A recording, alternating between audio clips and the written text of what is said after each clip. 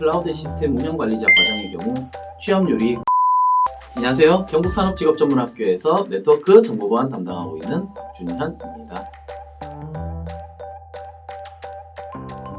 클라우드 컴퓨팅이란 사용자의 직접적인 관리 없이 특히 데이터 스토리지와 컴퓨팅과 같은 컴퓨터 시스템 리소스를 필요할 경우에 바로 제공하는 것을 말합니다. 일반적으로 인터넷 기반 컴퓨팅의 일종으로 정보를 자신의 컴퓨터가 아닌 클라우드에 연결된 다른 컴퓨터로 처리한다는 뜻이고, 공유 컴퓨터의 처리 자원과 데이터를 컴퓨터와 다른 장치들이 요청할 경우 이를 제공해 주는 것을 이야기합니다. 클라우드가 뭔가요? 라고 여러분들께 이야기한다면 여러분들께서 쉽게 대답을 못 하시겠지만 사실 여러분들 모두가 클라우드 서비스를 대체로 받고 계십니다. 구글 드라이브라든가 네이버 드라이브 같은 데이터 스토리지들, 이런 것들이 모두 다 클라우드 서비스에 해당이 됩니다. 이러한 서비스들은 태블릿이든 노트북이든 PC든 혹은 또 모바일, 이런 것까지 전부 다 접근이 가능하죠. 다시 말해 클라우드 서비스란 네트워크, 데이터베이스, 서버, 스토리지, 애플리케이션, 서비스 같은 것들에 대해서 언제나 어디서나 그리고 어떤 기기로든 쉽게 접근해 줄 수 있게 하는 주문형 접근을 가능케 해주는 그런 모델들을 이야기합니다. 다들 잘 알고 계시다시피 국내 IT 시장은 점점 커져가고 있고요. 그 안에서도 점점 클라우드 인프라가 비클라우드 인프라에 비해 비중이 높아지는 추세에 있습니다. 거기다 코로나19 이후에 각국과 기업 디지털 전환이 가속화되면서 기업 디지털 클라우드 도입이 굉장히 활발하게 이루어지고 있습니다. 사실 국내에서도 코로나19를 계기로 클라우드 기반 디지털 전환이 속도를 내고 있지만 아직 공공민간 전환율이 높지는 않은 편입니다. 하지만 정부에서 2015년 세계 첫 클라우드 발전법 제정 후 3년 단위로 클라우드 기본 계획을 수립하고 있고요. 그로 인해서 산업 성장을 지원하고 올해 2022년부터 시작되는 3차 기본 계획에는 국내 클라우드 산업의 본격적인 성장과 생태계 조정에 초점을 맞추고 클라우드 대전환을 통한 디지털 선도 국가로의 도약을 비전으로 제시하고 있습니다.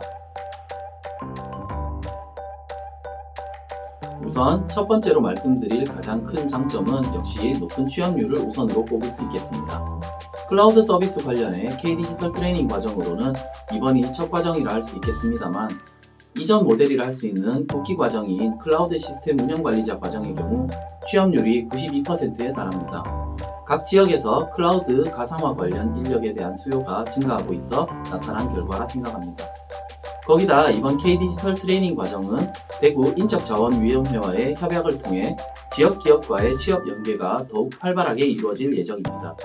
또한 본교는 전국 단위 수십여 개 IT 전문기업과 업무 협약을 맺고 있으며 이전과는 다르게 교내에 별도로 개설된 취업지원센터를 통해 전문적이고 안정적으로 수료생의 취업을 지원 중에 있어 이전보다 더욱 좋은 결과가 있을 것이라 전망합니다. 두 번째 강점은 실무에 가까운 교육 환경을 조성하기 위해 최선을 다한다는 것입니다.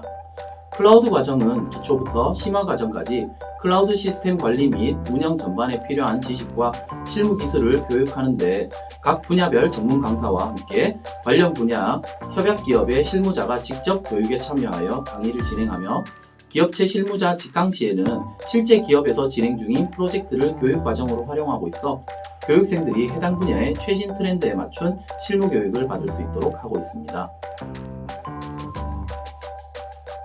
수강 신청을 고민 중인 분들 대부분이 취업에 대해 고민을 하고 계신 분들일 것 같습니다. 대개 전공자분들도 계시지만 그렇지 않은 분들도 많이 계실 텐데요.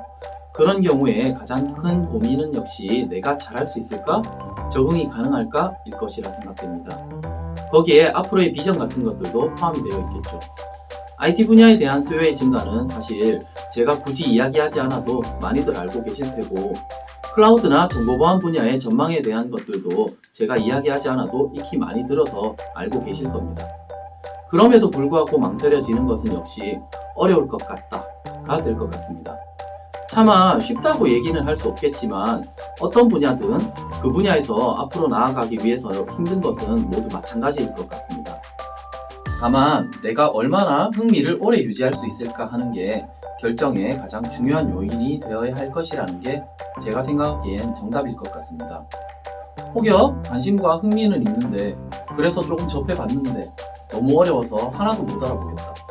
그래서 난 포기하고 다른 길로 가겠다 하시는 분들이 계신다면 주저하지 마시고 한번 방문해 주셨으면 합니다.